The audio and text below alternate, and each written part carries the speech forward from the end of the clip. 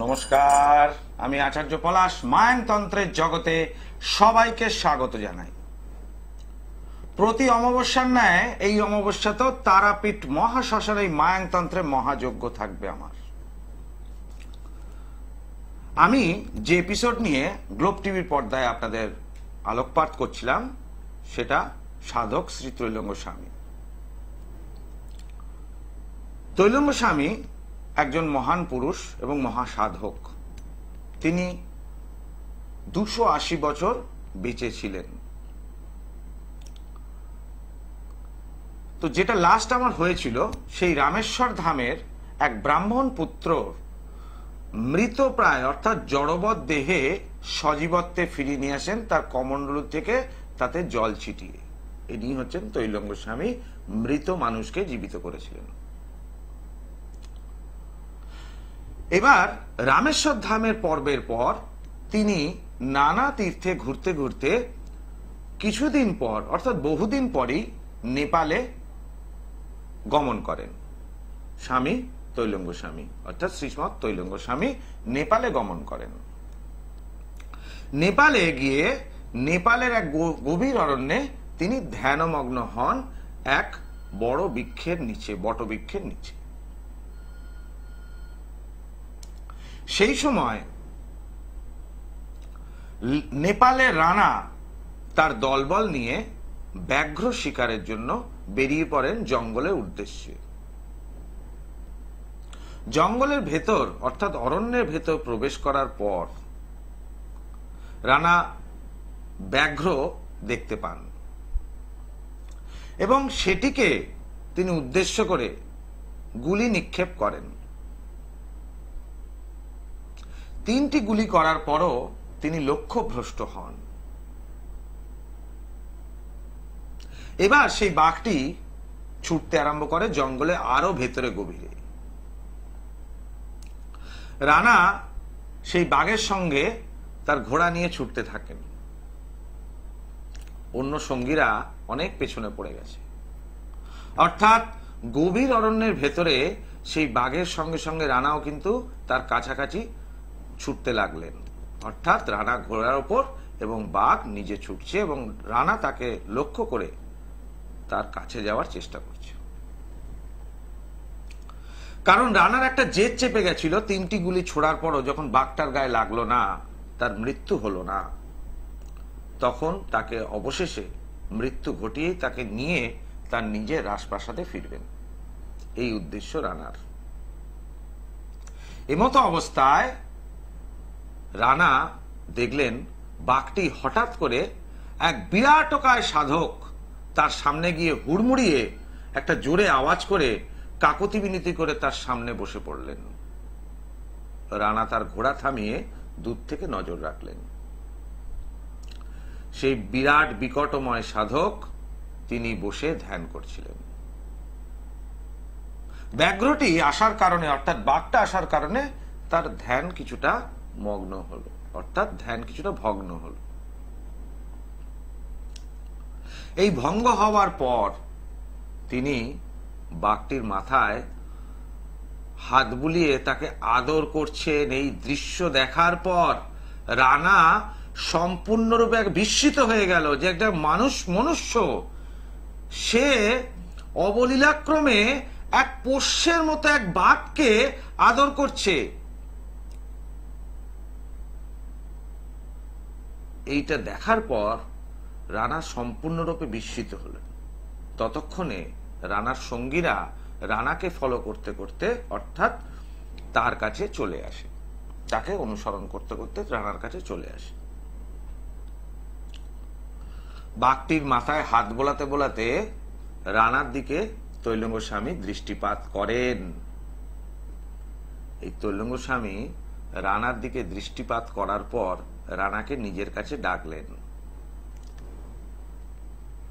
রানা এক পাশে ভীত অবস্থায় আর ব্যাঘ্রটি আরেক পাশে। বাঘটি জানে এখন রানার দ্বারা কোনো ভয় নেই, কারণ সে বুঝতে পেরেছেন অর্থাৎ চিনতে পেরেছেন শ্রীমৎ ত্রৈলঙ্গ স্বামীকে। কিন্তু সেই রানার ভয়টা রয়েছে যদি বাঘটা ছিটকে আসে তার দিকে। রানা তাকে প্রশ্ন করলেন, হে মহাপুরুষ, আপনি এই বাঘটিকে এমন ভাবে আদর করছেন যেন একটা পোষা মার্জার মতো, অর্থাৎ আপনার পোষ্য।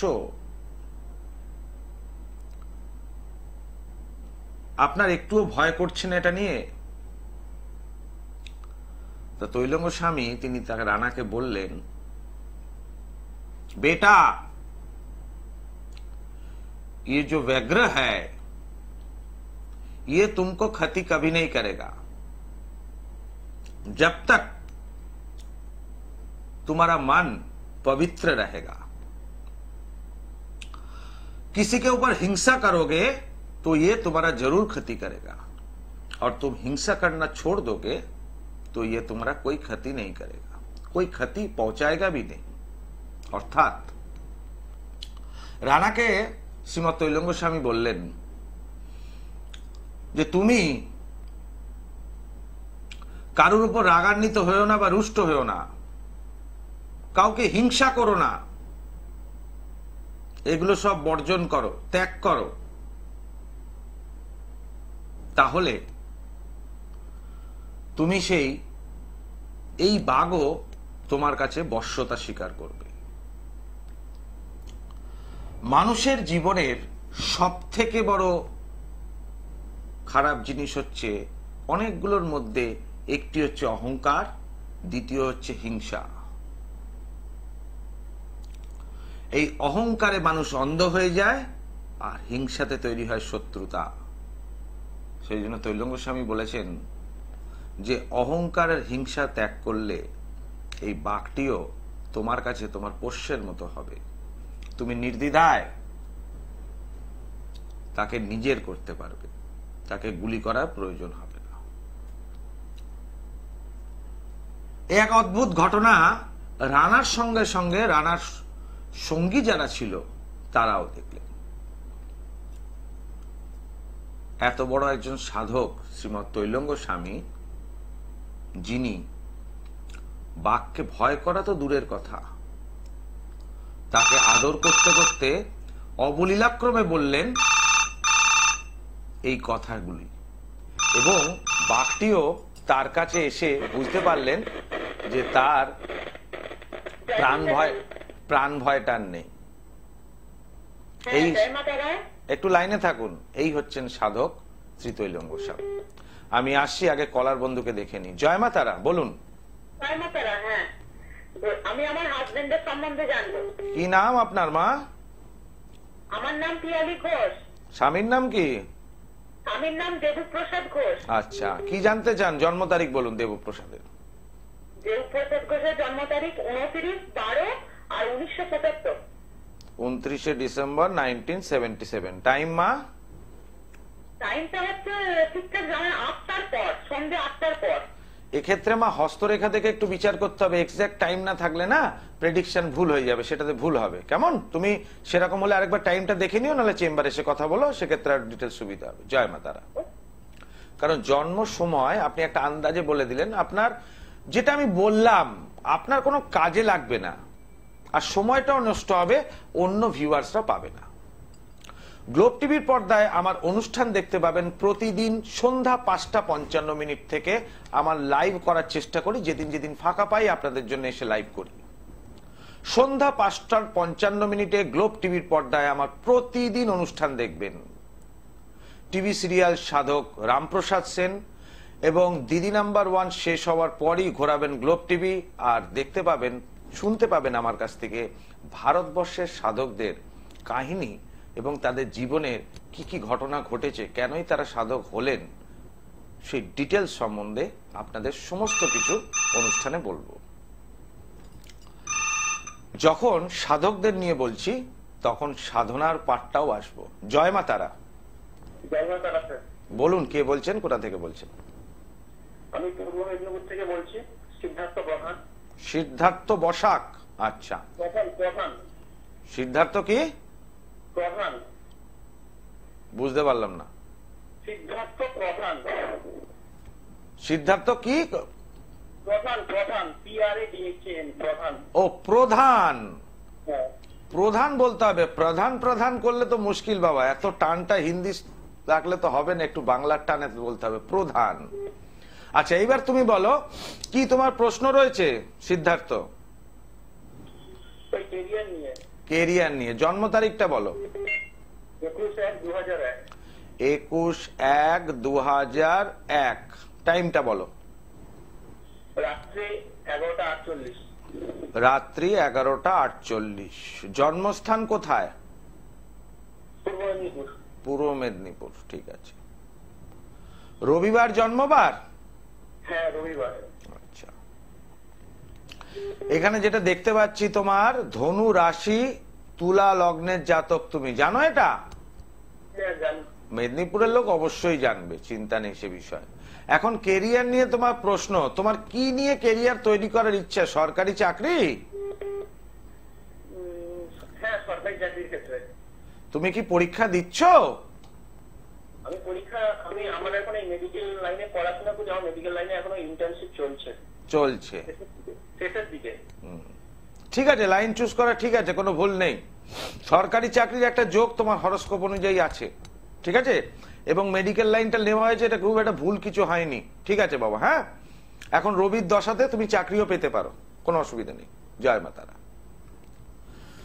দর্শক বন্ধু, যারা টিভি অনুষ্ঠানে গ্লোব টিভির পর্দায় সরাসরি ফোন করতে চাইছেন নিশ্চয়ই ফোন করতে পারেন, যাদের যেটা বাস্তব রয়েছে সেটাই বলতে হবে। জ্যোতিষটা আমার পেশা, আমার প্রফেশন। আমার চেম্বারে যারা আসেন তাদের পুঙ্খানুপুঙ্খ বিচার করি আমার ফিজ নিয়ে, কিন্তু তন্ত্রটা আমার কাছে সাধনা। যখন আপনাদের সামনে টিভিতে লাইভ অনুষ্ঠানে যখন আমি ভারতবর্ষের সাধক সম্বন্ধে আপনাদেরকে বলছি, তখন নিজেকেও কিছুটা পরিচয় দেওয়ার জন্যই আমি কিন্তু বাস্তবে আগে মানুষের সমস্যার সমাধান আগে করি। অবশ্যই সমাধান করার যে মূল্যটা হয় সেটা কিন্তু পরে নি। অনেকে বলেন যে টিভির এত এক্সপেন্সিভ, এত অ্যাডভার্টাইজমেন্ট কস্ট, এইটা দিয়ে কেউ আগে কাজ করে দেবে না, কিছু না কিছু চাইবে। যারা আমার চেম্বারে এসছেন তারা প্রত্যেকেই জানেন যে আমি আগে সমস্যা মুক্ত করি, তারপর মূল্য নিই। কাজের জন্য যেটা খরচ হয়, এটা আমি জানি যে আমার কাছে যদি 50টি লোক এট এ টাইমে সমস্যা মুক্ত হয়, তার মধ্যে অনেক লোক আছে সমস্যা মুক্ত হওয়ার পরও মূল্য দেবে না,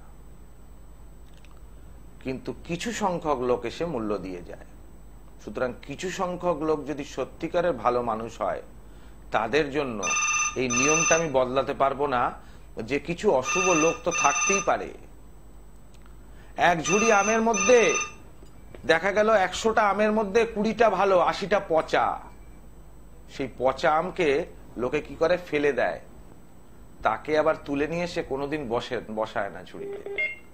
সুতরাং মানুষের মনে অনেক রকম কৌতূহল সমস্যা থাকে, আমি প্রত্যেককে সমস্যার সমাধান করি। যেটা আমি টিভির লাইভ অনুষ্ঠানে বলি সেটাই চেম্বারে প্রমাণ করে দিই। টিভিতে একরকম বলে গলা ফাটাবো আর চেম্বারে এসে বলবো পুজোর জন্য এই খরচা, এইসব আমি চাই না। আমি বাস্তবে মানুষের সমস্যা সমাধান করি, তারপর কাজের জন্য মূল্য নিই। জয় মা তারা।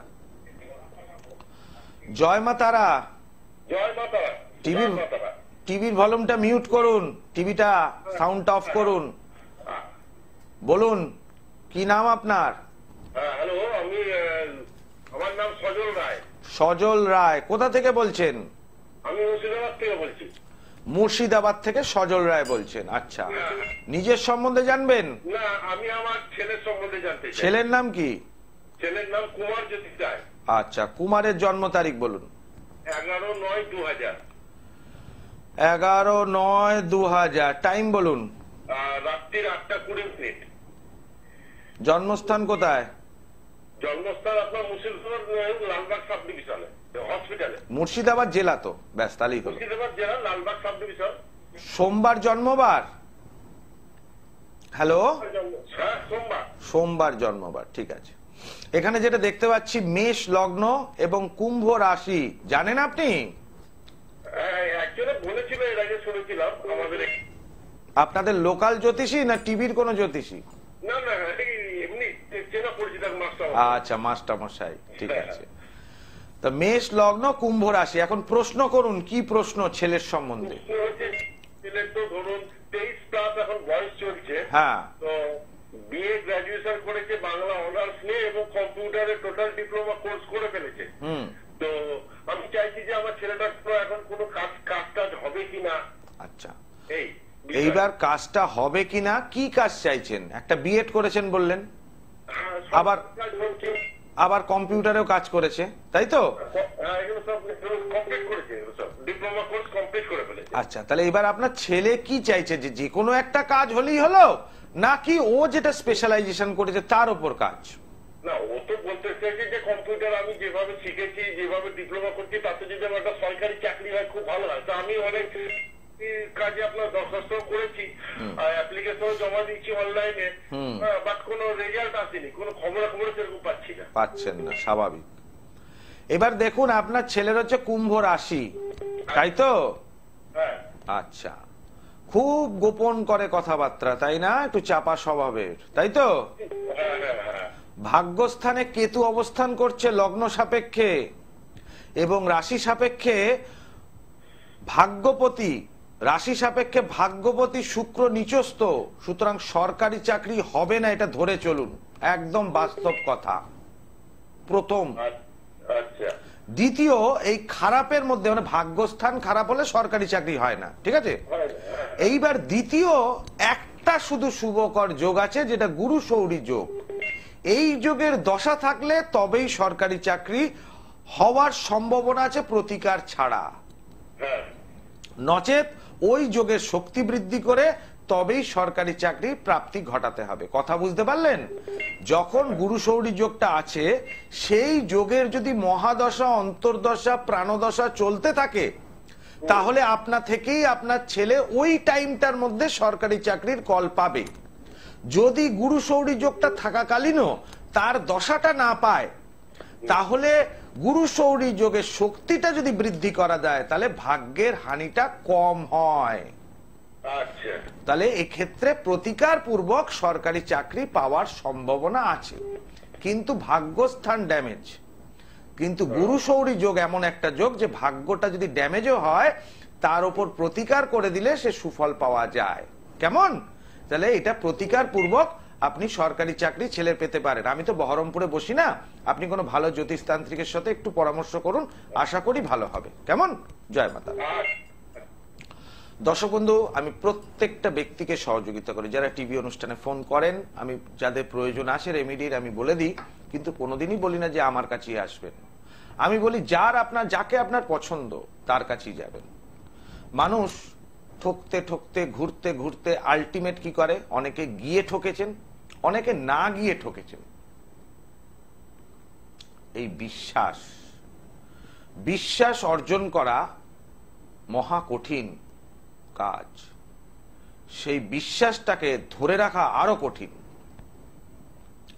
নাম করা একজন টেনিস প্লেয়ার, তিনি বলেছিলেন, টেনিস জগতে 1 নম্বর হওয়াটা যতখানি কঠিন, তার থেকেও কঠিন 1 নম্বর পজিশনটাকে ধরে রাখা। বাস্তব। আপনি আমাকে বিশ্বাস একবারই করবেন, সেই বিশ্বাসটা রক্ষা করার দায়িত্ব আমার। জয় মা তারা। বলুন, কে বলছেন, কোথা থেকে বলছেন? হ্যাঁ, আমি কলকাতা টালিগঞ্জ থেকে বলছি। টালিগঞ্জ থেকে বলছেন, কি নাম? আমার মেয়ের সম্বন্ধে আমি জানতে চাই। মেয়ের সম্বন্ধে জানবেন? হ্যাঁ, মেয়ের নাম হচ্ছে ইনাক্ষী সেন। আচ্ছা, বলুন মেয়ের জন্ম তারিখ। 3 আগস্ট 2001। টাইমটা বলবেন। জন্ম সময় দুপুর 3:45। স্থান? জন্ম সময় দুপুর 3:45। জন্মস্থান? কলকাতা। হ্যাঁ। আপনার নাম কি? আমার নাম মুরারি সেন। প্রশ্ন কি নিয়ে? শুক্রবার জন্মবার? হ্যাঁ, শুক্রবার জন্মবার। প্রশ্ন কি নিয়ে? প্রশ্ন করুন। প্রশ্ন দেখুন, মেয়ের বিবাহিত জীবনের সম্বন্ধে একটু জানতে চাইছি। মেয়ের বিবাহিত জীবন, রাহুর মহাদশা দিয়ে যাচ্ছে আপনার মেয়ে। লগ্নের ওপর কেতু অবস্থান করছে, মকর রাশির জাতিকা, ঠিক আছে? এখানে মকর রাশির জাতিকা এবং ধনু লগ্নের জাতক, আপনার মেয়ে কি কোনো চাকরিতে আছে? ইঞ্জিনিয়ারিং করেছে কি আপনার মেয়ে? না না না, সোশ্যালজি নিয়ে পায়ে করেছে, এখন একটা ছোটখাটো চাকরি করছে ঠিকই, কিন্তু আরো হায়ার স্টাডির ইচ্ছা আছে ওর। আচ্ছা, ভেরি গুড। তা এখন শ্বশুর বাড়ি নিয়ে সমস্যাটা যেটা হচ্ছে, এখানে ওর জন্ম ছক অনুযায়ী সপ্তমপতি অষ্টমের অভিযুক্ত অবস্থায়, এবং সেটা চন্দ্রের সাথে দৃষ্টি বিনিময় করাতে শ্বশুর বাড়িতে অপেক্ষাকৃত খুব যে খারাপ হবে তাই নয়, কিন্তু বিয়ে হওয়ার পর আপনার মেয়ের কিন্তু প্রবলেমটা বাড়বে। ওর মাথাটা গরম হয় কি? মাথাটা গরম হয়। মেয়ের একটা খুব খারাপ বিয়ে হয়নি, একটা সম্পর্কে জড়িয়েছে, তা সেটা যদি বিয়েতে কনভার্ট করতে চায় করতে পারেন, কারণ প্রেমের বিয়ে তো এখন প্রচুর জায়গায় হচ্ছে। এখানে মেয়ের হচ্ছে মাঙ্গলিক দোষ সব থেকে বড় রয়েছে একটা, জন্মছক সম্বন্ধে বলে রাখি। আর দ্বিতীয়ত হচ্ছে লগ্নস্থ কেতু, সুতরাং যখন কেতুর দশা আসবে তখন দুটো সমস্যা আসবে রাহু বা কেতুর দশায়। এক হচ্ছে নিজের বুদ্ধিটা নিজের জায়গায় থাকবে না, ঠিক আছে? দ্বিতীয়ত একটা ব্রেনে একটা বড় সড় রকম বিষক্রিয়া বা হ্যামারেজ হওয়ার একটা সম্ভাবনা, ইন্টারনালি হতে পারে বা এক্সটার্নালি হতে পারে, এটা হওয়ার সম্ভাবনা আছে যখন সে গ্রহের দশাটা আসবে। কেমন? জয় মা তারা। বিবাহিত জীবন সম্পর্কটা থেকে বেরিয়ে আসছে, না হলেই ভালো হয়। মানে ছেলেটি যার সাথে আপনার মেয়ে যুক্ত আছে তাকে আপনার পছন্দ নয়, তাই তো? তার জন্য আপনাকে একটু যোগাযোগ করতে হবে তো চেম্বারে, এটা টিভিতে বলা সম্ভব না, তো একটু আসতে হবে। আপনি আমাকে গড়িয়াহাট চেম্বারে পেয়ে যাবেন, দক্ষিণ কলকাতা গড়িয়াহাট, সোমবার করে বসি। ভাগ্যচক্র চেম্বার। হ্যাঁ, ভাগ্যচক্রে বসি 2টো থেকে 5টা সোমবার। জয় মাতা। 2টো থেকে 5টা? হ্যাঁ, 2টো থেকে 5টা সোমবার। আচ্ছা, নমস্কার। জয় মাতা। দর্শক বন্ধু, আর আমি আজকে ফোন নেব না, আজকে এখন আপনাদেরকে কিছু বলবো, আর আমি কোনো টেলিফোন নেব না, কারণ সময় শেষের দিকে। তাই যে মায়াংতন্ত্রের যে কাজ করি, তারাপীঠ মহাশ্মশানে আপনারা দেখতে পাচ্ছেন,